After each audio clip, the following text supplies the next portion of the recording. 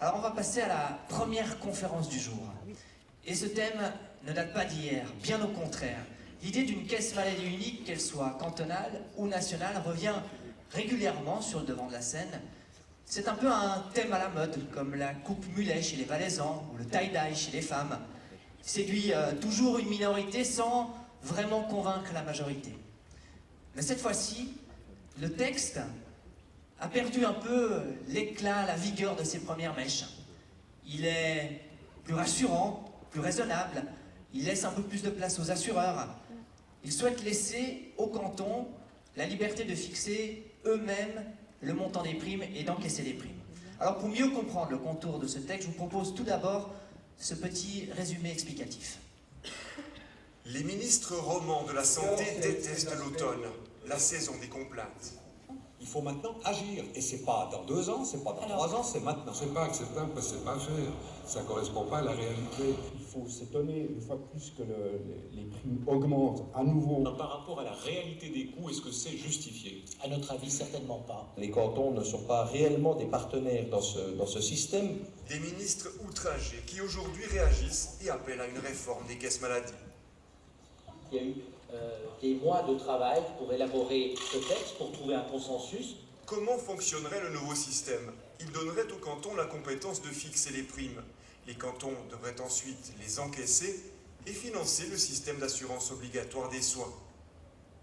Pour un même modèle d'assurance et une même franchise, tout le monde devrait payer la même prime. Les assureurs actuels continueraient de gérer tout le travail administratif et les factures de leurs clients.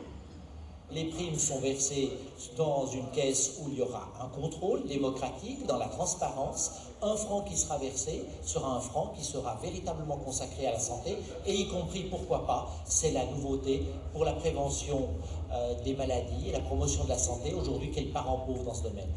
Les initiants assurent avoir tiré les leçons du refus de la caisse unique fédérale en 2014. C'est la première fois qu'on proposerait des modèles cantonaux. Auparavant, on avait des modèles nationaux, ce qui évidemment fait peur à certains cantons qui ont des primes plus basses que la moyenne, en se disant, oulala, dans un modèle national, qu'est-ce que j'ai à gagner? L'offensive des cantons laisse perplexes les assureurs maladie. On s'attaque au fonctionnement de l'assurance maladie, qui représente 5% des primes payées par les assurés, mais pas les 95% restants. Introduire un nouvel acteur dans un système de santé qui est déjà un millefeuille très très complexe avec un nombre infini de strates, on ne pense pas que ça puisse contribuer à plus de transparence et à plus d'efficacité dans le système de l'assurance maladie. Très majoritairement romans, les initiants souhaitent trouver un soutien grandissant en Suisse alémanique. La récolte de signatures commence en octobre.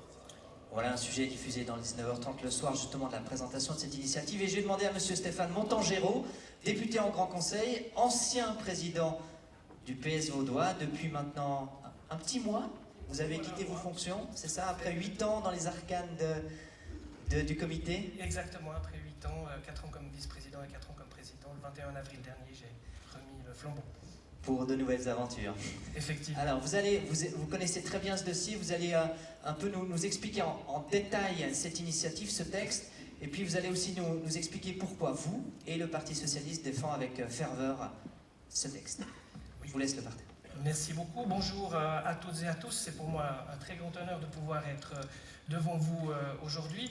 Peut-être juste préciser, parce qu'on vient de me qualifier de très grand spécialiste, moi je me considère plutôt comme un généraliste. Comme on est dans le domaine de la santé, ça fait quand même une sacrée différence, puisque mon métier premier, c'est d'être secrétaire général de la Fédération Fourchette Verte, qui fait de la promotion de la santé via un label d'alimentation.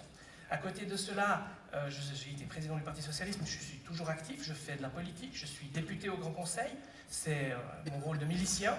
Et puis, j'ai encore 2 autres casquettes. La première, comme représentant du personnel au sein du conseil d'administration de la CGN. Et puis, je préside une association qui s'appelle les Amis de Bédéphile, qui soutient le festival de bande dessinée de la ville de Lausanne. Comme vous voyez, c'est des domaines qui sont très vastes, qui sont très larges. Et le domaine de la santé est un des domaines du généraliste que je suis, que je couvre. Alors, par rapport au plan, peut-être je vais essayer de faire quelques jalons, expliquer les problèmes principaux que du côté du Parti Socialiste nous avons identifiés, revenir sur 2 initiatives précédentes. Les modèles que nous avons, les remèdes que nous avons, ce sont 2 nouvelles initiatives et puis quelques conclusions. le tout dans un temps record, et il se peut que je zappe l'un ou l'autre des slides, mais je pensais que les informations étaient importantes, vous les retrouverez certainement dans la documentation de la conférence. Alors, par rapport aux jalons, peut-être juste repréciser où se situe la Suisse par rapport aux dépenses de santé par habitant. On est juste derrière les États-Unis, on est loin devant l'OCDE, et c'est vrai que le domaine de la santé est un des postes de charge les plus importants dans notre pays. Plus inquiétant pour nous, c'est la question de savoir qui ne se rend pas chez le médecin, parce qu'il a peur de payer une facture. Et comme vous pouvez le voir, on vient là aussi juste après les États-Unis, mais surtout ce qui est inquiétant, c'est, la colonne en bleu, c'est de voir qu'on est passé en quelques années de largement en dessous du 10% à 16%. On a pratiquement pris 10 points en quelques années de personnes qui n'osent pas aller chez le médecin parce qu'ils ont peur de la facture que ça va engendrer. Les repères historiques, ça fait un peu plus de 20 ans qu'on a maintenant introduit la LAMAL. On a vu, au moment où on a mis en place le système, qu'il y avait un certain nombre de problèmes. J'y reviendrai tout à l'heure. Et puis, très rapidement, une initiative est venue pour pouvoir faire une caisse qui soit unique et sociale. Il y avait l'idée d'avoir à ce moment-là, d'une part, une seule caisse, puis de l'autre côté, une prime proportionnelle aux revenus. En fait, cette initiative a été balayée, on le verra tout à l'heure. Et puis après, il y a eu une série de révisions en Chambre fédérale, mais qui sont toutes allées dans un système beaucoup plus libéral. En 2012, il y a eu un référendum qui a attaqué le Managed Care, qui a été largement refusé. Et puis en 2014, la deuxième initiative, qui était plus que la caisse unique, on avait laissé de côté le volet proportionnel aux revenus, et qui avait fait très très peur en 2007 aux gens et à la population. Et puis, suite à l'échec, mais on verra après aussi comment ça a évolué dans le temps par rapport à le soutien qu'on peut avoir, suite à cet échec, eh bien, on a décidé de lancer non pas une initiative, mais deux. C'est vraiment un package qu'on lance. D'une part les libertés cantonales et de l'autre part le fait de limiter le lobbyisme au niveau du Parlement fédéral, qui est le gros point de blocage par rapport à toutes les réformes qu'on peut faire en matière de santé. Alors, les principaux problèmes qu'on a identifiés depuis le début ou qui sont venus au fur et à mesure, tout d'abord, c'est un système de fausse concurrence. Puisque tout le monde doit vendre le même produit, il y a une fausse concurrence, donc c'est un système qui dysfonctionne complètement. L'obligation des réserves qui ensuite reste attribuée à la caisse. Quand vous partez d'une caisse à l'autre, vous ne prenez pas vos réserves avec vous, contrairement par exemple à la LFPP, ce qui implique une chasse au bon risque. Une caisse a tout intérêt à avoir que les bons risques. Moins vous avez de malades, plus vous allez pouvoir générer votre chiffre et puis avoir les primes les plus basses possibles, etc.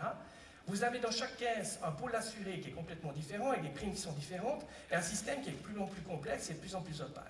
Et puis, en fait, on se rend compte que le Conseil fédéral doit approuver chaque année, en quelques mois, 300 000 primes différentes. Vous imaginez un peu l'usine à gaz que c'est, le travail administratif que ça comporte, et il faut pouvoir simplifier ce système de manière forte. Surtout, d'un point de vue du Parti socialiste, au moment de l'introduction de la LAMAL, la prime moyenne, elle s'élevait à 173 francs. À l'heure actuelle, en 2017, elle est à 447. Donc c'est plus de 2,5 fois d'augmentation de cette prime. Et en 10 ans, la moyenne globale, c'est 3,6% d'augmentation des primes. Si on regarde l'augmentation des primes, et je crois que c'est très intéressant, je ne sais pas s'il y a un pointeur laser, oui, il y a un pointeur laser, on voit bien l'évolution, mais on voit surtout deux endroits où les primes, elles descendent avant de remonter. Par hasard, mais c'est sans doute un hasard vraiment cosmique, par hasard, c'est juste avant les deux votations qu'il y a eu. En 2007, sur la caisse unique et sociale, on annonçait que 2008, les primes seraient les plus basses qu'on ait jamais eues. Et puis, juste après, alors par hasard, ça remonte. Et puis, de nouveau en 2013, c'est de nouveau un des points les plus bas, juste avant la votation en 2014 sur la deuxième prime. Pour ma part, vous l'aurez compris, je ne crois pas au hasard. Ensuite, si on pose un constat global en 20 ans, on se rend compte que la franchise minimale, elle a doublé, que la franchise maximale, elle est passée de 1 500 à 2 500 francs, que la quote-part maximale, elle est passée de 600 à 700, que le séjour hospitalier est passé de 10 à 15 francs par jour, et puis que la participation des coûts a augmenté de 111%, les salaires nominaux, quant à eux, ont augmenté de 23,6%. Cherchez l'erreur, ça veut dire que la charge pour le porte-monnaie des ménages, c'est 5 fois plus élevé en 20 ans. Ça, c'est quelque chose qui est inadmissible, qui est inacceptable. La population souffre. Nous, sur les marchés, les gens font la queue pour signer les initiatives, parce qu'effectivement, pour bon nombre de personnes, ça ne va absolument plus du tout. Alors, qu'est-ce qui s'est passé? On a dit, il y a eu deux initiatives en 2007-2014. qui ont été refusées, il y a aussi un référendum qui a été refusé, et puis il y a des initiatives qui sont en train de se lancer aussi au niveau cantonal. Dans mon canton, le canton de Vaud, le Parti socialiste vaudois a lancé une initiative pour limiter à 10% le poids des primes d'assurance maladie sur le porte-monnaie des ménages. Et cette initiative, elle est réalisée parce que nous l'avons inclus dans le fameux paquet RIE3 vaudois, dont tout le monde parle, ce fameux compromis dynamique. Et en échange de la baisse de la fiscalité des entreprises, nous avons obtenu le 10%, le fameux bouclier social par rapport à l'assurance maladie, et qui entre en vigueur au 1er janvier 2019. Donc ça veut dire, mais ce modèle-là, il est en train d'être repris aussi par d'autres cantons. Il y a d'autres initiatives, Genève l'a fait, Saint-Gall l'a fait, il y a toute une série de cantons qui se rendent compte que simplement, ils ont les mêmes retours de la population, c'est-à-dire que ce poids des primes d'assurance maladie est trop lourd pour leur ménage. Alors la votation en 2017, j'ai mis 3 cartes l'une après l'autre. La votation en 2007, c'était ceci, par rapport avec le net refus que j'ai évoqué. Donc 14, on est à ceci, vous voyez que le rouge commence à s'estomper et puis le vert augmente avec la colère de la population. Et puis en 2021, c'est un point d'interrogation, on pourrait être à ceci. On pourrait être à ceci si le système ne change pas, parce qu'effectivement, de plus en plus de personnes n'arrivent pas à nouer les deux bouts. Alors on a 2 remèdes. Le premier, c'est le fait de rendre le Parlement indépendant des caisses maladie. Le but, c'est de s'opposer clairement au lobbyisme qui paralyse toutes les réformes au niveau des chambres fédérales. Pourquoi on le fait? C'est parce qu'en fait, au niveau du Parlement, il y a une tâche publique déléguée par l'État. Et cette tâche publique, on ne peut pas à la fois être surveillé et surveillant, régulateur et régulé.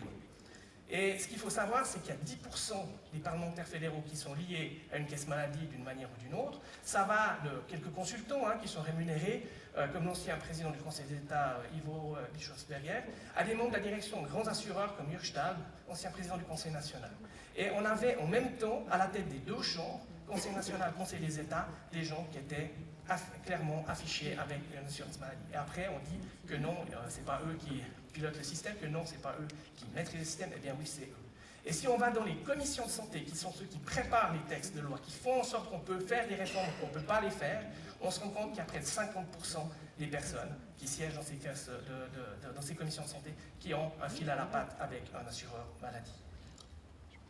Donc, pourquoi limiter les assureurs maladie et pas les autres lobbies? En fait, les assureurs maladie ont reçu un mandat de la Confédération, elles agissent, elles n'ont pas reçu, oui, ils ont reçu un mandat de la Confédération, contrairement aux autres. Typiquement, par exemple, pour tout ce qui concerne les médicaments, c'est des accords tarifaires qui sont en marche, mais il n'y a pas ce fameux mandat de la Confédération.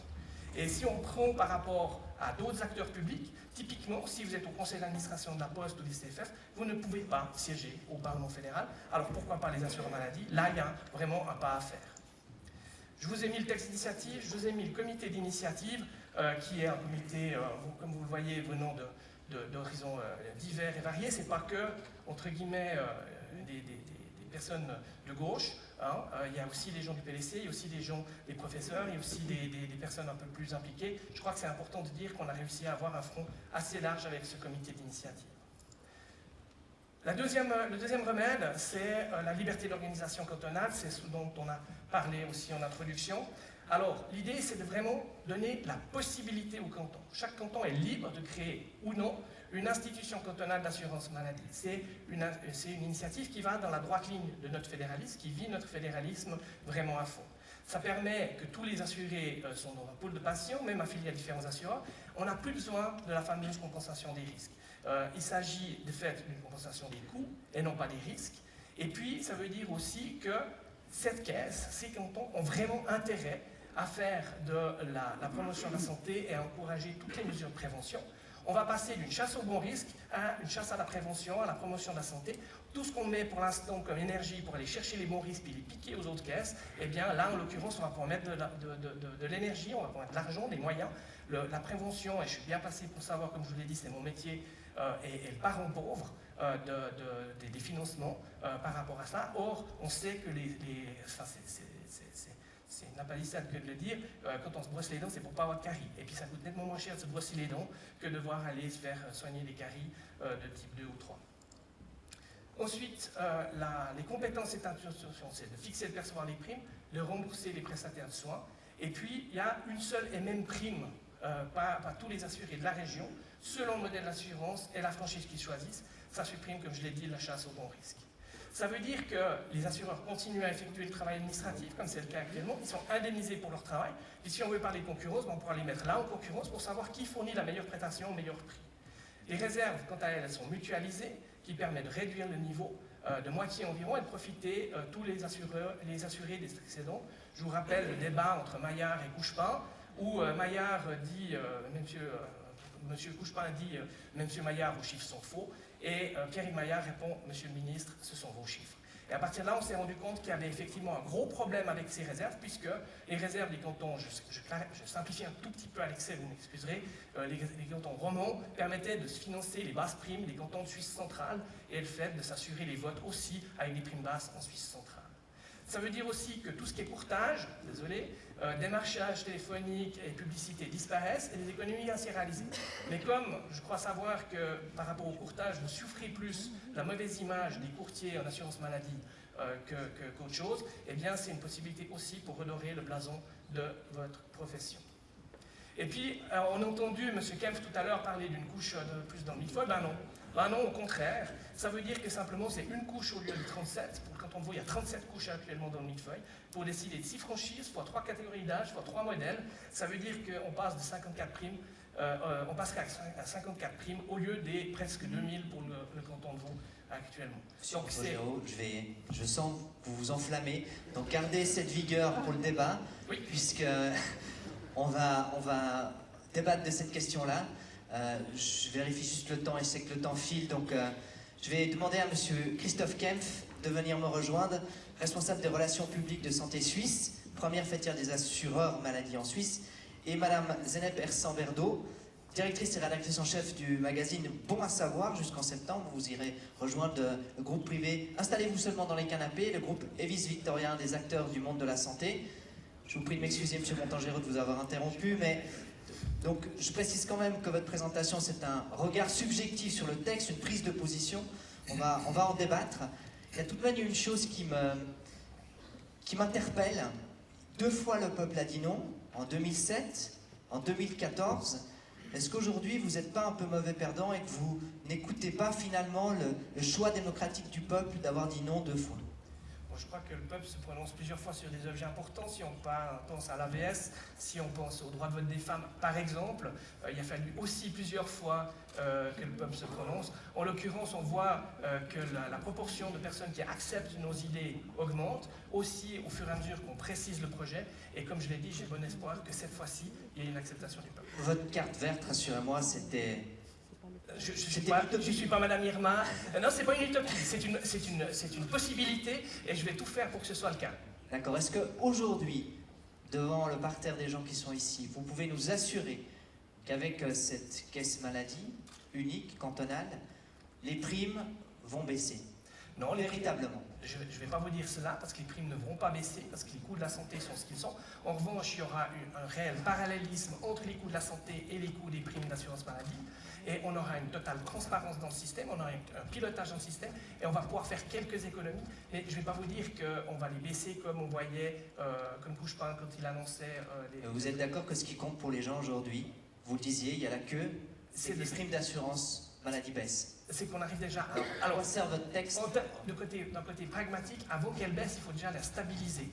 Donc on va stabiliser, si on arrive à la baisser, bien sûr qu'on va la faire baisser. Après, il ne faut pas que ce soit fait à n'importe quel prix. Donc votre texte va stabiliser, va permettre de stabiliser, simplifier le système et surtout le rendre complètement transparent. Et si on arrive à avoir les 2 textes, c'est-à-dire le côté lobbying et le côté des textes, ça permettra de faire les réformes qui sont absolument nécessaires pour notre pays. Mais pour ça, il faut que le verrou parlementaire des lobbyistes dont M. Kempf est cède. Justement. Alors, vous avez un verrou. Et qui est payé par nos primes. Dans votre fauteuil, vous êtes bien verrouillé dans votre fauteuil. Bien verrouillé dans mon fauteuil. Alors, M. Kempf, vous avez entendu les arguments de M. Montagne-Géraud. Alors, effectivement, on voit aujourd'hui que le système ne fonctionne pas correctement, en tout cas en termes de condescendance, pour maîtriser les coûts de la santé. En revanche, aujourd'hui, pourquoi ne pas explorer cette piste? Pourquoi ne pas donner une chance à cette piste? Parce que, comme l'a dit M. Montangero, ça ne changera strictement rien en termes de coût de la santé et donc de primes. On ne réussira pas à stabiliser et à faire baisser les primes avec cette initiative. C'est ça le principal problème aujourd'hui dans le domaine de la santé, c'est l'augmentation des coûts. Mais on n'a pas un problème particulier non plus spécifique à la Suisse, où on consacre environ 11% de notre PIB à la santé. On a des valeurs similaires si on prend l'exemple de l'Allemagne, de la Hollande ou de la France qui ont des systèmes de santé différents. Donc là, je crois qu'en changeant le système de perception des primes pour rembourser les prestataires, les fournisseurs de prestations, ça ne changera strictement rien à ce niveau-là.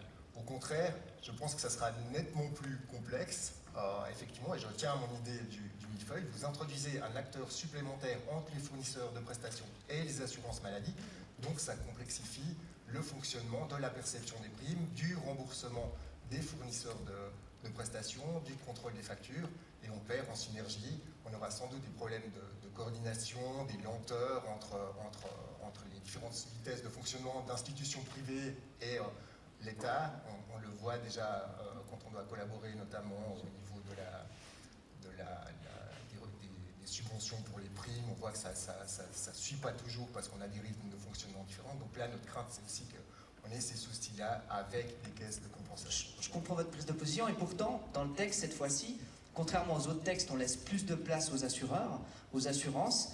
Finalement, ça devrait être un soulagement pour vous, parce que c'est toujours ce calvaire d'annoncer ces hausses de primes. On vous enlève finalement cette tâche-là difficile et on vous donne la tâche stricte des assureurs, à savoir de contrôler les prix et les tâches administratives. Mais nous, est-ce que c'est pas vos tâches à vous? À notre avis, ça fait partie de nos tâches, mais on perd notre raison d'être si on supprime le calcul des primes, si on supprime les négociations tarifaires avec les fournisseurs de prestations, on devient des espèces de centres administratifs. Et ça vous dérange? Ça vous dérange que les assureurs soient juste finalement relégués à des tâches administratives? Ça nous dérange, et je pense que ce n'est pas dans l'intérêt non plus des assurés et des payeurs de primes. Ce qui va se passer, c'est que le canton va négocier ses tarifs avec ses hôpitaux, que ce soit dans le domaine ambulatoire ou dans le domaine stationnaire. On n'est pas sûr qu'ils soient toujours très intéressés à obtenir les tarifs les plus intéressants, les plus efficients pour les payeurs de primes. Vous faites attention au canton. Très probablement. C'est vraiment comme s'il n'y avait que vous qui pouviez négocier. Mais on a vu ces 20 dernières années l'échec total de vos négociations, le fait qu'il y ait cette spirale qui continue à augmenter. On ne peut pas continuer comme ça. Et quand on dit qu'il faut un pilote dans l'avion, il faut un vrai pilote dans l'avion. Et mais pas une multitude de caisses. Ce pilote-là? Mais oui, les cantons peuvent être ce pilote-là. Mais déjà, parce qu'ils n'ont pas de volonté derrière de faire de la concurrence. Le canton, il va piloter son système, il va faire en sorte que pour sa population, ça se passe bien. Et puis, on peut parler d'une couche de plus dans le millefeuille, je l'ai expliqué, ça va simplifier tout le système. Après, on pourrait aussi parler de la crème qu'on met dans le millefeuille et qui permet d'améliorer le système et de faire en sorte que ce millefeuille il soit goûteux plutôt qu'il soit complètement sec. À l'heure actuelle, votre millefeuille, il est complètement sec, il est indigeste pour la population. Et ce qu'on veut faire en sorte, c'est qu'avec un vrai pilote dans l'avion, et peut-être, parce que j'ai pas pu arriver au slide... Ne donnez pas faim trop vite, mais le comité, juste signaler que dans le comité d'initiative, il n'y a pas que des personnes du Parti Socialiste, il y a des membres du PLR, il y a des membres du PDC, il y a des Verts libéraux, il y a des médecins, et il y a même le fondateur d'Assura. Ouais, alors, c'est pas pour rien. L'ancien directeur d'Assura, mais quand même, vous êtes d'accord que les gens qui sont dans votre comité, et si vous êtes honnête, vous l'admettez, ce sont des gens de droite plutôt à tendance de gauche. Alors je savais pas qu'il y avait des gens de droite plutôt à tendance de gauche, moi j'ai un spectre qui est gauche-droite. Et vous dites plutôt apolitique, mais en règle générale, soyez honnête. Vous êtes d'accord? Vous n'avez pas des gens de droite durs dans votre comité? Alors, la droite dure, je sais pas, on peut on va pas parler voilà. On va pas passer du temps là-dessus. On a un certain nombre de personnes que, très sincèrement, je ne m'attendais pas à voir dans ce comité comme M. Liseron. Madame Hersan-Berdo, alors, la FRC a pris position par rapport à ce texte, à cette initiative, elle va soutenir cette initiative. Vous, avec le magazine Bon à Savoir, vous êtes à peu près sur le même terrain, la défense du consommateur. Est-ce que vous avez le sentiment que cette initiative est une bonne chose pour le consommateur de soins? Alors moi, par rapport à ce qui a été dit, je porte un regard un peu différent quand même. Quand bien même je m'inquiète qu'on parle de millefeuille, parce que le millefeuille, c'est peut-être un luxe, alors que la santé, on n'est pas dans le secteur du du luxe, c'est vraiment la première nécessité. Maintenant, quand on regarde de plus près et quand on écoute ces différentes interventions, il y a un élément qui manque et qui est vraiment important et qui pose problème. Et c'est spécialement pour ça que Bon à Savoir estime que c'est peut-être une bonne solution, cette initiative, c'est la question des réserves, effectivement. Parce que les réserves des caisses maladies, alors il y a des réserves légales qui sont tout à fait sensées, jusqu'à 10, 20% en fonction de la taille de l'entreprise, la compagnie d'assurance, c'est considéré comme correct. Or, il se trouve que les montants des réserves sont nettement plus importants que ça, atteignent même jusqu'à 250 voire 300% de réserves supplémentaires. Contre ces réserves, exactement. On puisse reverser ces excédents directement. Parce qu'au final, on atteint grosso modo, sans faire dans la dentelle ni dans la crème du millefeuille, à peu près 2 milliards de francs perçus en trop sur les primes pour constituer ces réserves. Grosso modo 240 francs par personne. Ce sont effectivement des montants qui ont été payés par les assurés à travers les primes. Et ces montants-là sont toujours dans les caisses actuellement. Quand l'assuré change de caisse, la réserve ne change pas. Absolument. Donc là, il y a un problème du système important qui pourrait être résolu par cette initiative. Est-ce que mutualiser ces réserves, c'est pas finalement résoudre ce problème des réserves qui revient systématiquement, réserve excédentaire, 20% c'est trop, est-ce que c'est pas la bonne solution? Non, c'est pas la bonne solution. Ça inciterait pas les différentes compagnies d'assurance à être regardantes avec leurs primes. Vous mutualisez les réserves, ça veut dire qu'une caisse qui aurait des primes un peu trop basses une année pourrait aller puiser dans le pot commun. Donc ça dissout la responsabilité. C'est déjà le cas aujourd'hui. C'est déjà le cas aujourd'hui puisqu'il y a un système de compensation qui existe. Donc là, l'argument ne tient pas. Les réserves sont des réserves. C'est pas dans les réserves. Mais au niveau du système d'assurance, il y a un système de compensation. Ce sont des risques. C'est normal. C'est des mécanismes de solidarité. Monsieur Kempf, vous êtes d'accord qu'aujourd'hui le système ne fonctionne pas, le système des réserves? Non, je ne partage pas cette C'est normal analyse. que les assurances fassent des réserves et ne les reversent pas aux consommateurs de C'est normal que les assurances fassent des réserves, ils ont cette obligation légale.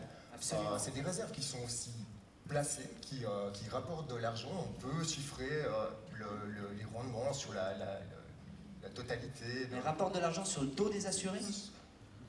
Ça rapporte de l'argent au profit des assurés. Ça permet de limiter la hausse des prix. On peut estimer que depuis l'introduction, ça devrait être reversé. C'est reversé. Mais de quelle manière? Cet argent qui travaille ne sort pas du système, il reste dans les réserves. Et si vous ne devez pas payer pour reconstituer ces réserves parce qu'il y a eu un apport au niveau des gains en capitaux, c'est tout au bénéfice des assurés. Cet argent-là ne sort pas. Si une année, un assureur va mal estimer, sous-estimer les coûts de la santé, il va pouvoir aller puiser dans les réserves. Donc les réserves sont là dans l'intérêt. Alors effectivement, il y a ces deux stratégies différentes. Il va soit pouvoir aller puiser dans les réserves, soit, et on l'a vu dans un cas très concret l'année dernière, donc pour les primes 2018, il y a également la possibilité, si rien ne va plus, d'augmenter les primes l'année qui suit, ce qu'a fait le groupe mutuel. Il y avait des réserves insuffisantes. Qui avait des réserves insuffisantes et qui a corrigé le tir, qui a augmenté massivement en conséquence. Donc il y a eu un tourisme effectivement de nouveau de personnes qui ont quitté, des jeunes surtout, cette caisse pour aller auprès d'une autre. Le système étant ce qu'il est, il est de loin pas parfait, au contraire, il fonctionne difficilement, mais avec les règles du jeu du système, nous on est convaincus que pour le consommateur, il est bien plus utile de maintenir les primes à un niveau le plus bas possible, compte tenu des coûts de la santé qui sont quand même difficilement maîtrisables, et de ne pas gonfler inutilement ces réserves, mais par contre d'augmenter les primes en cas de... Justement, on parle de coût de la santé. Monsieur Montangero, pourquoi est-ce que vous n'attaquez pas directement au coût de la santé? On sait que ces coûts sont dus au vieillissement, aux techniques de plus en plus élaborées. Pourquoi faire un texte sur les primes et non pas sur les coûts de la santé? Alors parce que d'abord, ce système est malade. Ce système est malade et tout ce que vient de dire M. Kempf le prouve. Tout ce que vient de dire M. Kempf prône vraiment pour qu'on puisse donner la possibilité au canton de faire une caisse publique qui permettra de piloter l'ensemble du système, qui permettra aussi au moment où il y a une transparence complète des coûts, où on peut voir, parce qu'on a un regard complet sur l'ensemble de ce qui se passe dans un canton, et on n'a pas un assuré qui passe d'une caisse à l'autre, qui peut refaire les choses, et en plus quand il passe d'une caisse à l'autre, si j'ai bien entendu M. Kempf, en fait, il se vide son porte-monnaie puisqu'il laisse toutes ses réserves dans la caisse qu'il a quittée, puisqu'il faut, au cas où il y a un problème, que la caisse puisse quand même s'en sortir. Donc on va pouvoir avoir une meilleure lisibilité des soins qui sont donnés aux personnes. On va pouvoir faire en sorte que les actes médicaux n'aient pas lieu s'ils ne sont pas nécessaires parce qu'on a une lisibilité. Plus de contrôle. Il y aura un peu plus de contrôle, ça c'est évident. Mais aussi, ça, aujourd'hui, on ne peut pas faire baisser, on peut pas non plus commencer à dire tel ou tel médicament on ne rembourse alors, pas, ou à partir de 80 ans on décide qu'on ne rembourse plus rien.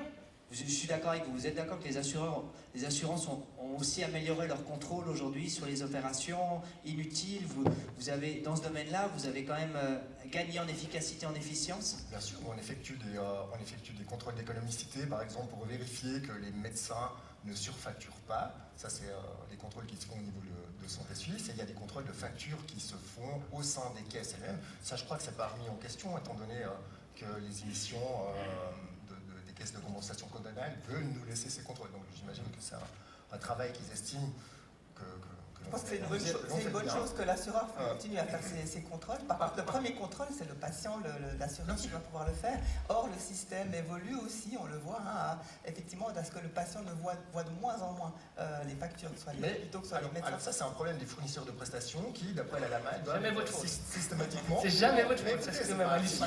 Il y a des textes de loi qui sont là pour être respectés. Les fournisseurs de prestations doivent envoyer des copies. Qui les vote? Le peuple. Des copies. Pour l'instant, le peuple a refusé à 2 fois. Sauf que les principaux textes, ils sont votés au Parlement parce que c'est des lois. Oui, mais après, il faut pouvoir lancer un référendum, c'est quelque chose. Donc il y a une obligation, excusez-moi, je voudrais juste dire, il y a une obligation pour les fournisseurs de prestations d'envoyer des copies des factures aux patients. Ça ne se fait pas systématiquement pour des questions prétendument de coût, ce que je trouve absolument scandaleux, mais il faut quand même qu'un patient puisse voir sa facture. Déjà rien pour avoir conscience de ce que coûte une intervention, une consultation. Ça, pour nous, c'est très important. Je reviendrai juste sur rapidement sur les critiques au niveau du lobbying. Moi, ça me fait doucement sourire. Il y a 38...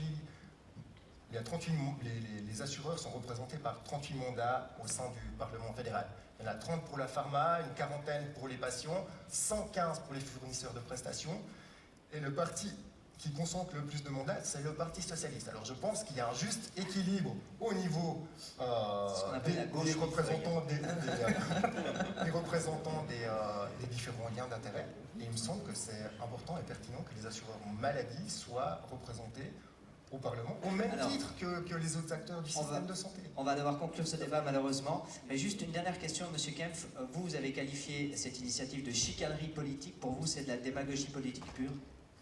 Alors c'est sans doute de la démagogie politique, étant donné qu'on n'arrivera pas à maîtriser les coûts. On s'attaque, sur 100 francs de prime que vous payez, il y a 5% qui sert au fonctionnement des assurances maladie. On ne va strictement rien résoudre avec cette idée. Et on peut aussi se poser la question du respect de la volonté populaire qui a déjà été exprimée par 3 fois et qui fait soupirer la balle.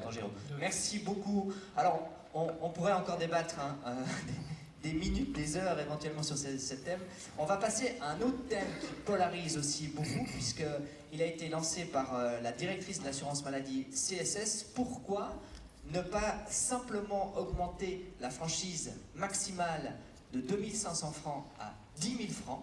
Alors est-ce que c'est une idée de génie ou est-ce que c'est une provocation inutile? On va vous laisser 5 minutes à chacun pour défendre votre position. On commence par vous, Monsieur Kempf. Venez vous installer sur ce petit fauteuil ici.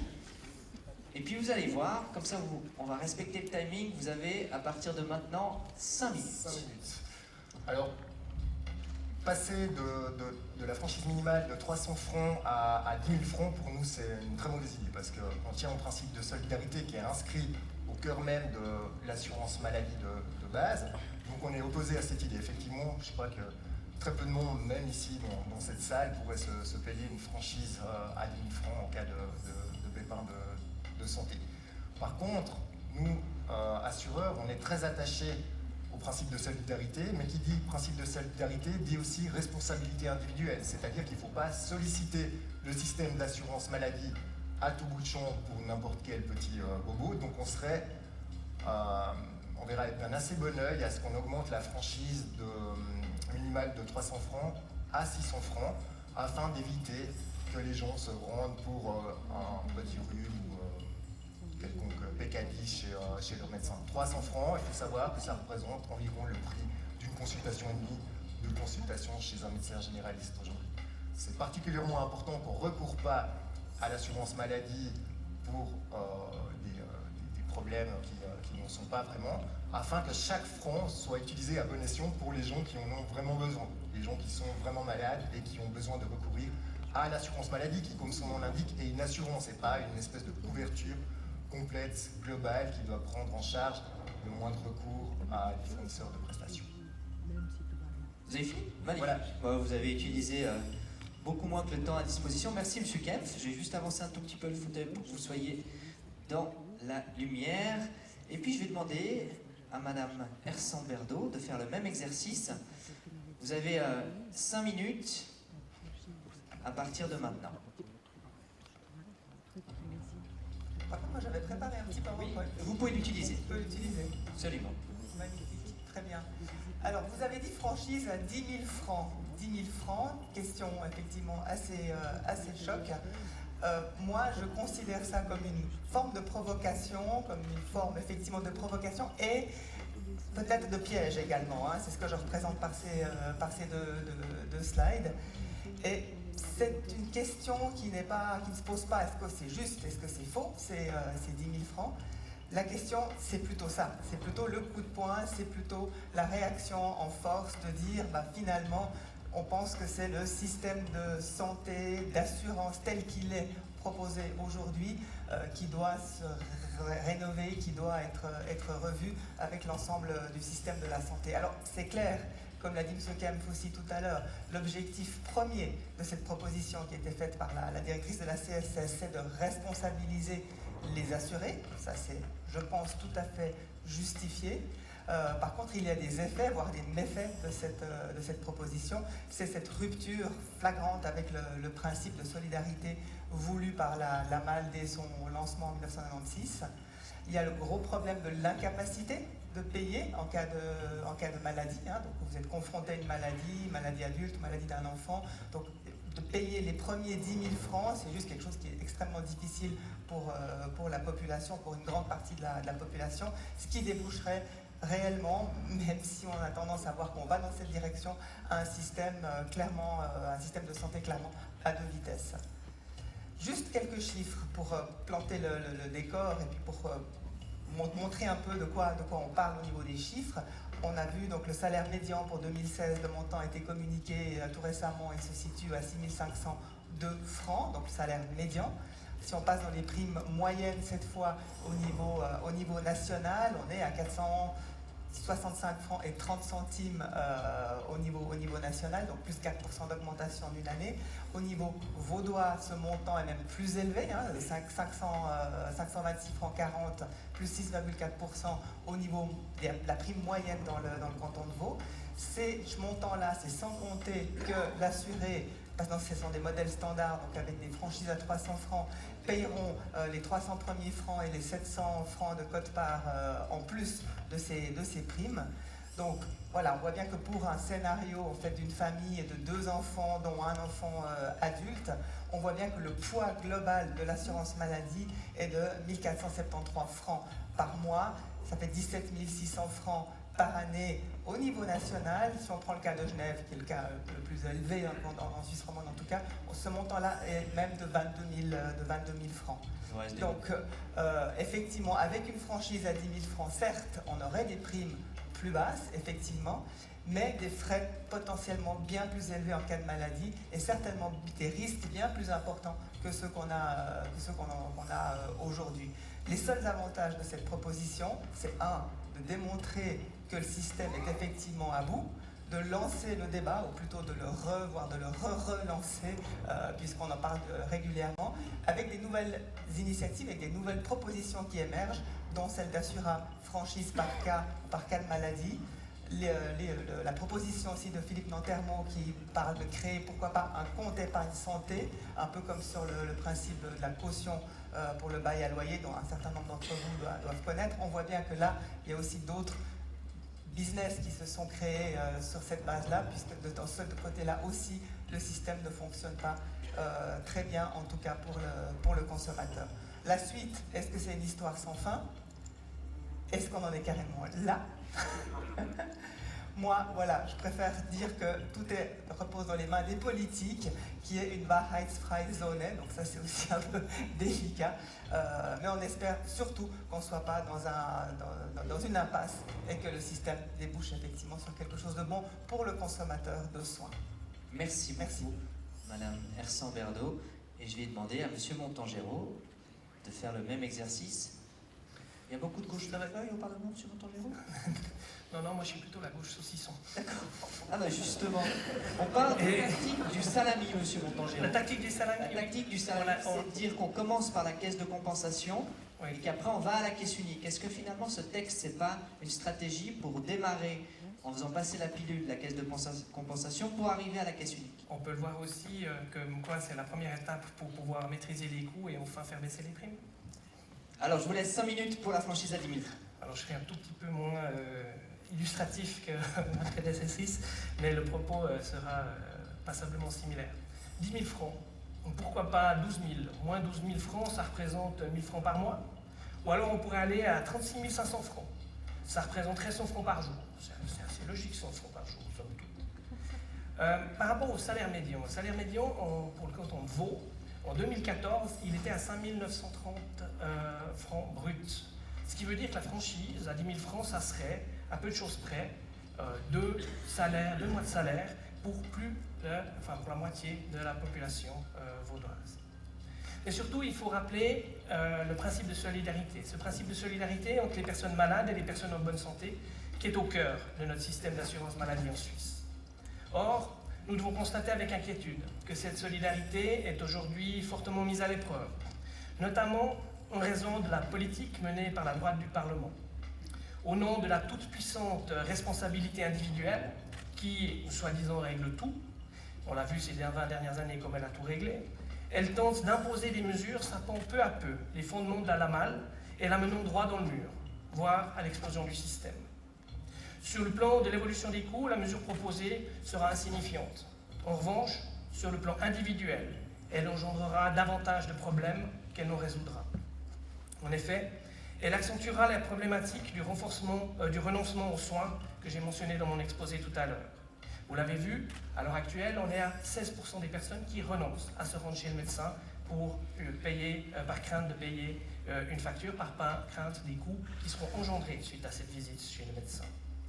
Outre les risques fatals que ce phénomène peut amener, il faut relever que certaines maladies traitées trop tardivement génèrent très souvent des coûts bien plus élevés pour l'ensemble du système. Il s'agit donc ni plus ni moins que d'un magnifique autogol pour les économies prévues. De plus, il y aura un report de charge sur les prestations sous conditions de ressources, en particulier l'aide sociale, puisque les primes continueront à augmenter massivement malgré cette mesure et que la charge financière assumée par les assurés eux-mêmes s'élèvera également. Un second autogol pour la société. Ou plutôt une nouvelle version de la série « Privatiser les bénéfices et étatiser les déficits ». Alors, disons-le clairement, pour de trop nombreux acteurs, la santé n'est pas un bien public, un droit de toute la population à être en bonne santé, ce qui devrait être effectif dans une société dite civilisée. C'est un marché juteux, prometteur de gros bénéfices, égal qui paye, égal de la souffrance des gens. Il faut du pognon, plein de pognon, le plus possible, le plus vite possible, et c'est égal les méthodes. Seul le résultat avant ou après EBIT compte, si possible avec 2 chiffres. Les masques tombent. Cette proposition est donc au mieux une grossière provocation, au pire une réelle intention, ignorant totalement le préambule de notre Constitution fédérale qui se termine en indiquant que la force de la communauté se mesure au bien-être du plus faible de ses membres. Et quand une personne sera forcée de céder un rein ou un autre organe en échange du paiement de sa franchise, serons-nous alors vraiment plus avancés? Serons-nous alors toujours civilisés? Serons-nous encore humains? Restons sérieux. Le sujet est trop grave pour en faire une sorte de brainstorming collectif via les médias.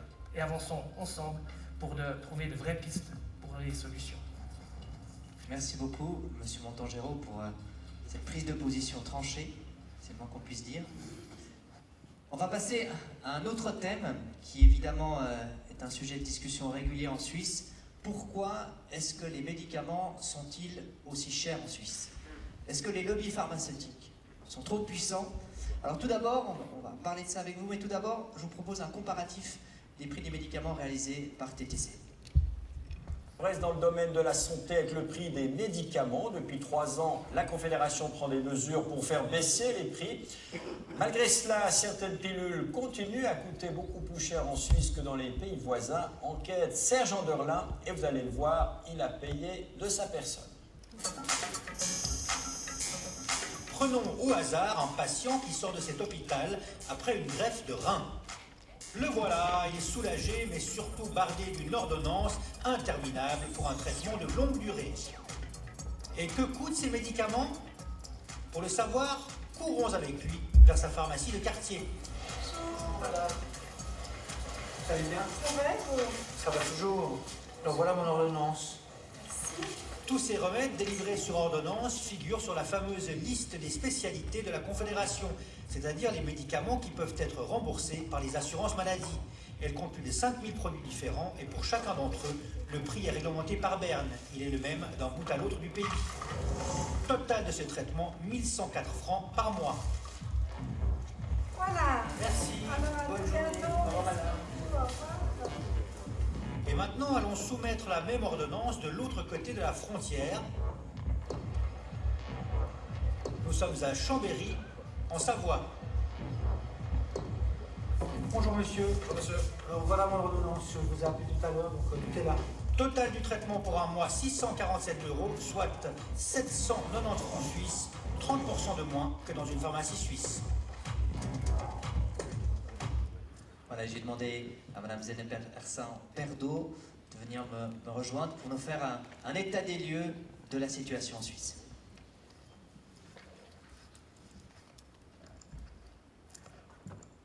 Voilà, donc médicaments trop chers, donc on parle de plusieurs types de médicaments, hein. On parle notamment des génériques qui sont vendus en Suisse, 143% plus cher en Suisse que ce qu'on trouve dans les pays européens, d'après des chiffres, d'après des calculs établis par le surveillant des prix, donc Stéphane Meyerhans, dans 15 pays de référence. 143% de plus payé par le consommateur suisse par rapport à l'européen, 6 fois plus même que les prix qui sont en vigueur aux Pays-Bas. On voit donc qu'une boîte de comprimés est vendue 8,20 francs en moyenne générale en Europe, alors qu'elle sera facturée 20 francs en Suisse, voire 3 francs même aux Pays-Bas. Donc ça c'est pour les génériques. Au niveau des médicaments, des préparations originales, on fait guère mieux, puisqu'on voit que l'écart reste excessif, même s'il est un tout petit peu réduit, puisqu'en fait le consommateur suisse va payer 61% plus cher son médicament, sa préparation originale, que le consommateur européen en moyenne. Donc il y a diverses tentatives qui ont été faites pour contrôler ces prix, notamment l'introduction d'un prix de référence pour qu'un seul montant fixe soit effectivement remboursé par groupe de médicaments et de génériques, abaisser aussi la marge de distribution, examiner régulièrement, annuellement, le prix de l'ensemble des médicaments et, comme on l'a vu dans le sujet, autoriser le remboursement, donc la prise en charge par les caisses maladies, des médicaments achetés à l'étranger. Et plus grave encore, il n'y a pas un générique, mais des génériques pour une même préparation originale. Et là, je vous ai préparé quelques exemples. On a fait un comparatif dans Bon à savoir, où on voit bien ici qu'un certain nombre de préparations, de médicaments, de génériques, ce que c'est, et le moins cher dans le commerce. Si on prend l'exemple ici, on va prendre le premier, du Panadol, 2,40 francs, c'est le prix le moins cher qu'on peut trouver en Suisse. On voit bien que dans les pharmacies du groupe Galenica, donc Amavita, ce serait vendu à 4,90 francs, même chose chez Coop Vitality. Donc des différences qui sont importantes, qui montent jusqu'à 195 francs, 95%, si on part sur d'autres préparations pour les maux de gorge. Donc on voit bien qu'une même préparation strictement identique, emballée différemment, vendue par un autre pharmacien ou une autre marque, peut être vendue à des prix extrêmement différents. Et on l'a fait, on l'a réalisé, on verra tout à l'heure, les pharmaciens ou les assistants pharmacie dans les officines proposent comme par hasard régulièrement les préparations les plus chères. C'est ce qu'on va voir effectivement en fonction du prix d'achat, parce qu'il existe également différentes versions d'une même préparation, et comme j'ai dit tout à l'heure, c'est généralement la préparation la plus chère qui sera tendue aux consommateurs en officine. Quelques exemples. Fluimucil, tout grasse, ça arrive à tout le monde. Donc nous nous sommes rendus en consommateurs lambda auprès de différentes pharmacies, donc pas uniquement une, mais plusieurs en Suisse romande, pour demander une boîte de Fluimucil 600. Voilà. Et 6 pharmacies sur 10 nous ont proposé cette version-là, cette version-là qui est indiquée ici tout grasse. Ce qu'il faut savoir, c'est que ces deux préparations sont totalement, rigoureusement identiques, à part l'emballage. La seule différence, c'est le prix. C'est que la première, ici, va coûter 7,50 francs, alors que celle-là coûte 12,35 francs. Et c'est régulièrement celle qui a été tendue à nos enquêteurs. Même chose avec le Voltaren, hein, c'est une crème contre les douleurs articulaires sportives. Là aussi, la version Dolo, qui est la même, est proposée aux consommateurs systématiquement, alors qu'elle coûte 30% plus cher que l'autre préparation, là aussi totalement, strictement identique. On passe au paracétamol, Panadol, là aussi, donc on demande un mot de tête, on va en pharmacie pour demander du paracétamol, donc la substance active. 2 officines ont choisi, comme par hasard, de nous vendre cette boîte-là, qui est la plus chère du marché, et celle-là étant la moins chère. Entre deux, il y a encore une gamme de produits qui existe, et les pharmacies avaient en stock, parce qu'après on est allé demander spécifiquement le premier produit, et le vendeur, le pharmacien a effectivement tendu cette boîte qui existait bel et bien. Donc il y a des choix qui sont faits pour faire payer en fait le consommateur.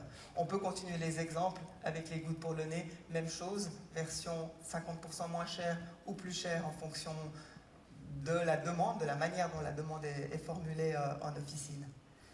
J'ai gardé le meilleur pour la fin, c'est ce Solbucol 600, qui est un expectorant également indiqué en cas de toux grasse. Ce sont des pastilles effervescentes dans les deux cas qui sont strictement identiques. Il y a juste l'emballage une fois de plus qui change, emballage orange, emballage blanc. La grande différence, c'est que là, on a 7 pastilles vendues 11,45 francs. Là, on a 10 pastilles vendues 6,30 francs. Où est-ce que vous voyez la différence entre ces deux, à part la couleur de l'emballage? Dans cette remarque ici, là, c'est pas pris en charge par la LAMAL, donc c'est pas sur la liste des spécialités. Là, ça l'est. Donc si vous venez avec une ordonnance, ce sera forcément cet emballage-là qu'on vous vendra, ce qui est correct. Par contre, si vous venez vous-même en automédication, et c'est quand même un médicament qu'on achète le plus souvent en automédication en vente libre, eh bien, 9 fois sur 10, si ce n'est plus, le consommateur se verra proposer cette boîte-là. C'est un exemple, il y en a beaucoup d'autres encore. Mais c'est surtout des exemples qui illustrent effectivement cette différence de prix et cette jungle que le consommateur ignore par rapport au prix des médicaments. Il y a également cette notion de qui paye. Est-ce que c'est le consommateur directement ou est-ce que c'est le consommateur à travers sa caisse maladie, donc ses primes, qui va payer? Quel que soit le mode de paiement, il y a un système de tarification de prix des médicaments qui est très intéressant et très souvent méconnu du grand public. Et les exemples donc, sont nombreux, et là on revient effectivement à la puissance des lobbies, cette fois pas des assureurs, mais des pharmas qui défendent très très bien ce marché et qui entretiennent aussi ce côté assez opaque et peu transparent finalement pour le consommateur.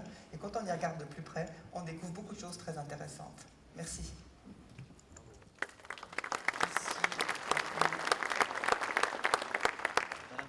Alors on va ouvrir le débat. C'est quand même assez fou, 63% plus cher pour les génériques. Qu'est-ce qu'on peut faire aujourd'hui concrètement pour offrir plus de transparence aux consommateurs? Alors 183% pour les génériques, 108%, 60% c'est pour les préparations originales. Raison, ouais. Donc les différences sont effectivement énormes. Ouvrir les frontières et dire, voilà, allez acheter vos préparations à l'étranger pourrait être une solution. Maintenant, ça ouvrirait la porte à d'autres problèmes aussi. Par contre, effectivement, c'est au niveau des contrôles, de la tarification, des régulations qui sont en Suisse qu'il y a effectivement une action politique qui doit être entreprise. Et là, on voit bien que le dialogue, en tout cas aux chambres à Berne, est extrêmement difficile et délicat entre les différents acteurs, d'autant plus que si le lobbying des pharma est extrêmement puissant, des entreprises pharmaceutiques est extrêmement puissant, celui des officines, celui que le consommateur voit effectivement lorsqu'il se rend dans une pharmacie, l'est nettement moins. alors qu'il y aurait un débat et une discussion qui pourrait être très intéressante entre ces 2, voire 3 acteurs, s'ils étaient suffisamment représentés à Berne. Et les pharmaciens prennent plus de marge, clairement. Alors, le système... Au niveau, je dirais, du bout de la chaîne, le pharmacien, lui, privilégie systématiquement le médicament le plus cher, donc lui prend plus de marge directement. Exactement, parce que le système effectivement de rémunération du pharmacien repose sur cette base-là qui doit, à mon sens, être revue également. Et le pharmacien fait quand même un certain nombre d'années d'études, pas autant qu'un médecin, mais 5 ans au minimum d'études pour apprendre véritablement à ce que c'est qu'un médicament. C'est lui le spécialiste du médicament, le médecin pas du tout. Donc là, le pharmacien a un rôle d'acteur dans la santé très important qui actuellement est sous-estimé et qui permettrait de réduire les coûts de la santé aussi. Mais en l'état, le système de rémunération du pharmacien étant ce qu'il est, on arrive à des dérapages, comme on a vu tout à l'heure. Monsieur Montogero. Sur les pharmaciens, il y a eu une période pendant laquelle ils avaient un incitatif. Quand ils arrivaient, entre guillemets, à faire en sorte que le générique soit choisi, eh bien, ils étaient rémunérés à l'acte, si je ne me trompe pas, c'était 15 francs. Et ça, c'est le moment où on a introduit les génériques, on a une vraie volonté. Après, il y a quelques réserves à avoir avec les médicaments génériques, notamment dans certaines médications. Mais là, il y a peut-être des pistes, effectivement, que ce soit avec les génériques, mais aussi, il y aurait simplement, si l'industrie pharma avait baissé ses tarifs au moment où, entre guillemets, le brevet tombait dans le domaine public, il n'y aurait même pas eu le développement des génériques. Donc, une fois que le brevet est échu, on pourrait aussi avoir simplement des médicaments, vous en avez évoqué un certain nombre, qui n'ont aucune raison d'être toujours à ce prix-là, si c'est du marketing. Peut-être juste pour mentionner ce que vous avez dit, cette rémunération pour la substitution d'un générique d'un générique plutôt que d'un médicament protégé par un brevet, elle existe toujours. Hein. Les assureurs ont des contrats avec les pharmaciens, ça s'appelle la RBB, qui rémunère les pharmaciens pour le conseil. Et là, dans ce contrat qui lie les assureurs aux pharmaciens, il y a une rémunération qui est prévue, qui propose un montant maximum de 20 francs pour la substitution. Parce qu'il faut non seulement convaincre la personne qui se rend en pharmacie, mais il faut également informer le médecin qui n'est pas toujours très très content quand on lui dit voilà, écoutez, j'ai regardé votre ordonnance, j'ai conseillé un générique à votre patient. Ouais. Plutôt que alors, vous parlez des problèmes souvent par méconnaissance, effectivement, de la part du vous parlez des problèmes de générique. Effectivement, le générique n'est pas encore dans la culture du Suisse. Si on compare avec l'Allemagne, par exemple, les Allemands consomment à peu près 80% de générique. En Suisse, on est à 20% de générique et 80% de médicaments traditionnels. Comment est-ce qu'on peut faire pour changer cette culture qui, quand même, va faire baisser inévitablement les coûts des médicaments? Alors, la communication, nous on s'y emploie, à savoir régulièrement, à expliquer par ce genre d'exemple et en prouvant par A plus B que ce sont les mêmes préparations. Donc, il y a une information vis-à-vis du consommateur qui doit être faite et qui est encore nécessaire. Après, il y a d'autres incitatifs, notamment lorsque vous avez une ordonnance, vous vous rendez en pharmacie. Si vous refusez de prendre le générique, sauf si le médecin l'a spécifiquement précisé que vous deviez avoir l'original, mais s'il n'y a pas une telle spécification qui se traduit par la mention SIC à côté du médicament, si vous ne prenez pas le générique, à ce moment-là, votre participation au coût ne sera pas seulement de 10%, mais de 20%. Donc là, c'est aussi quelque chose que le consommateur, que l'assuré n'a pas forcément pris conscience. Il y a des incitatifs là. Il y a quand même un problème, c'est que l'assurance obligatoire prend en charge et les génériques et les médicaments brevetés finalement, donc il n'y a pas d'incitation. Si, c'est la participation au coût, puisque 10%, vous allez payer 10% de votre poche, et c'est 26%. Voilà. Elle devrait être plus forte. Comment faire pour augmenter cette incitation-là? Voilà, il faudrait pouvoir augmenter cette incitation-là et puis surtout expliquer au consommateur et le rendre attentif, d'autant plus qu'une fois de plus, il ne voit pas toujours la facture, puisque selon le modèle, si c'est le tiers gagnant ou le tiers payant, eh bien, la facture va directement partir auprès de la compagnie d'assurance. Donc le consommateur ne réalise pas forcément ce que coûtent ces médicaments, ce qu'il verrait beaucoup plus clairement si lui-même payait peut-être de sa poche la préparation. Cette opacité justement sur la facturation, s'il y avait plus de transparence, elle permettrait peut-être de faire baisser ces prix des médicaments? Alors ça c'est sûr. Toute la transparence qu'on peut faire est la bienvenue en termes de consommation. Après, sur les génériques, il faut voir qu'il y a certaines pathologies. Quand quelqu'un a enfin été stabilisé, je pense à quelqu'un qui est dépressif, et qu'à un moment donné, on va vouloir lui changer son médicament par un générique, ça peut provoquer un certain nombre de problèmes. Et là, effectivement, alors, il ne faut pas que le médecin ait omis la petite mention, parce que sinon la personne se retrouve doublement pénalisée. Il y a aussi le problème quand quelqu'un sort de l'hôpital. Et à l'hôpital, on lui a donné un médicament, puis en fait, c'est un générique du médicament dont il a l'habitude, et le patient n'a pas forcément été conscient que c'est le même médicament. Et suivant la pathologie, il peut se retrouver à avoir une double médication jusqu'au moment où il se retrouve. Donc vous nous dites que finalement, il faut l'économie du générique, il faut être quand même... Il faut être prudent. Assez prudent. Autant il faut les encourager, autant il faut surtout encourager le fait que les prix des médicaments baissent de manière générale. Et là, il y a tout un problème aussi avec les nouvelles recherches, avec aussi les nouvelles fixations de prix. À l'heure actuelle, donc, quand il y a des nouveaux médicaments avec des nouvelles molécules, les pharma vont vouloir fixer non plus le prix en fonction de ce que ça a coûté à la recherche, mais en fonction de ce que ça peut faire économiser. Donc on a maintenant des fixations de prix qui sont complètement hallucinantes parce qu'ils sont en train de renverser le système pour pouvoir maximiser leurs profits. Et ça va... Par rapport à ces fixations de prix, M. Kempf, il n'y a que les pharma qui ont le droit de faire recours sur cette fixation de prix. C'est injuste aujourd'hui? Il n'y a que les pharma qui négocient avec le Conseil fédéral de la santé publique pour la négociation du prix des médicaments. Et il n'y a pas de droit de recours des assureurs ni des organisations de défense des consommateurs. Et nous, on aimerait qu'il y ait un droit de recours pour ces deux acteurs-là du système de santé. Ça ferait sans doute un peu plus de pression sur les prix. C'est un constat qu'on fait aussi comme Monsieur Prix, comme Madame Berdo. Et c'est un constat qu'on fait. On fait chaque année un comparatif international du prix des médicaments et ça sert aussi. Alors vous voyez que le lobbyisme peut aussi, même avec une vision de gauche, avoir certains aspects positifs. On essaie de faire pression médiatiquement, politiquement aussi pour baisser le prix des médicaments en Suisse. On partage ce constat. Les génériques sont, nous on avait calculé qu'ils étaient 2 fois plus chers en Suisse que dans les pays qui servent au panier de comparaison. C'est pas normal. Qu'il y ait des différences de coûts parce qu'on a des coûts plus élevés de distribution, des salaires plus élevés, des loyers plus élevés en Suisse, c'est justifié, mais pas du simple au double.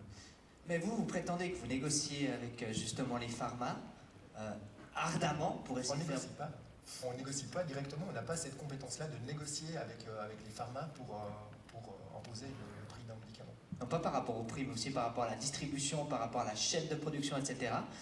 Et comment ça se fait que vous n'arrivez pas, avec votre poids, votre lobbyisme justement, à réussir à tendre vers une baisse, je dirais, majoritaire? Alors on négocie pour la substitution, on essaie de faire qu'il y ait plus de génériques qui soient prescrits, qui soient consommés, mais évidemment après on se heurte aux médecins, aux pharmaciens qu'il faut convaincre, et évidemment aux patients aussi qui n'est pas toujours convaincu. Vous savez, je pense qu'il y a aussi, par rapport au générique, il y a peut-être aussi une forme d'appréhension en Suisse. On aime bien généralement ce qui est cher parce qu'on est convaincu que c'est de meilleure qualité. Ouais. Et je pense que là, il y a aussi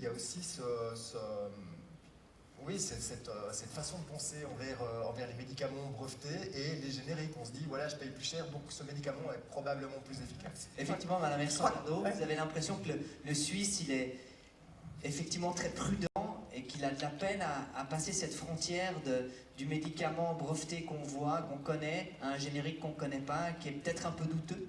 Alors, très clairement, et là je rejoins M. Kempf quand il dit effectivement que le consommateur se sent rassuré s'il paye cher, il a l'impression d'avoir un produit qui est bon. Nous on le voit à travers les tests de produits, hein, on n'est pas uniquement dans le domaine des médicaments, mais dans tous les secteurs, que ce soit de l'alimentation, de la high-tech, etc., que quand les produits, les bons marchés se trouvent mieux placés que les produits qui coûtent cher, que les marques connues, on a une avalanche de réactions de lecteurs en disant c'est pas possible. Et si, donc ce sont des laboratoires indépendants, on va pas passer sur ce débat maintenant, mais effectivement on voit bien que les produits bon marché sont parfois, pas toujours, mais enfin sont parfois de bien meilleure qualité que les produits plus chers ou des marques connues. On le voit aussi dans le domaine de la santé, dans le secteur des médicaments, des génériques, mais il y a quand même cette idée auprès du consommateur de l'homo helveticus, effectivement, que ce qui est cher est de qualité. Et là, il y a quelque chose à casser quand même dans l'opinion publique. Monsieur Montagero. Et on n'a pas eu en Suisse de campagne aussi comme on l'a connu en France, hein, les génériques c'est logique. Alors on l'a eu un peu par contamination si on veut bien, mais on l'a pas eu de manière systématique. Et là, donc par rapport à cela, il y a aussi un rôle des acteurs publics qui doit être plus fort. Et des assureurs. Qui doit être Ils ont les moyens en tout cas. Parfait. Non, mais ça se fait. Il y avait une assurance, je ne sais pas si c'est toujours le cas, mais il y avait une assurance qui proposait un modèle d'alternative qui permettait d'avoir des réductions de primes pour les gens qui s'engageaient à prendre des génériques plutôt que les médicaments sous brevet. Donc on voit que là, il y a... Mais ils n'ont pas gardé le produit longtemps, malheureusement. Ça a disparu. Mais effectivement, il existe. D'accord, parfait. Je vous propose qu'on vous applaudisse. Merci beaucoup. Merci.